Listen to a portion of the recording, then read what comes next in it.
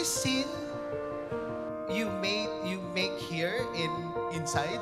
Ang English ko, ano ba yan? English!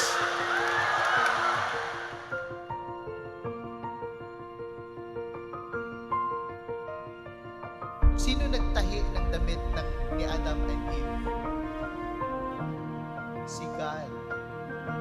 And I think that's a beautiful gesture of a parent, a father, of whom yung anak niya nagkasala, but in the end, he would do things in order for his children to be given an opportunity to be back whole again.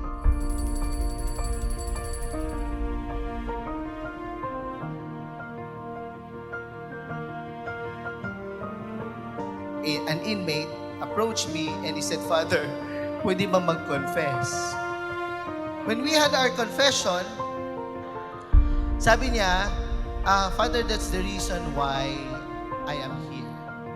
Then I said, "When is your last confession?" Then he said, 2 months ago, Father." Then I said, "You did not confess this sin?" He said, "I did, Father."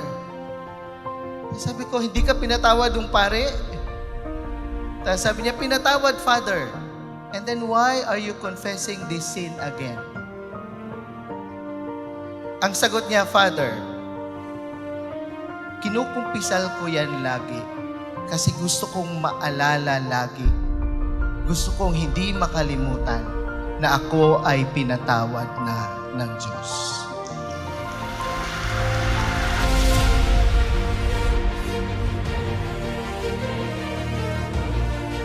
But you know, brothers and sisters, through God's goodness, the Lord transformed the man that I hated to become the man that I ever wanted to become. Amen?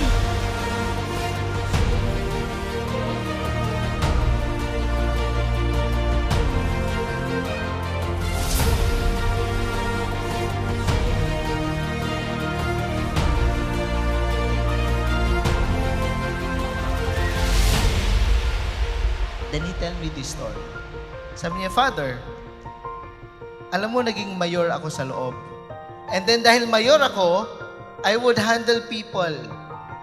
And there is this one inmate of mine who is so sakit sa ulo. And then sabi niya, gusto ko nang bugbugin, Dre." Sabi ko, "Oh, anong nangyari?" Pumasok lang ako sa kubol ko at umiyak. Then I told him, "Why did you cry?" Sabi niya, "Na-realize ko na nagbago na pala ako. Kasi kung ako yun dati, binugbog ko na yun, Dre. Pero I could not even lift my fist to punch him because I knew in my heart I've changed."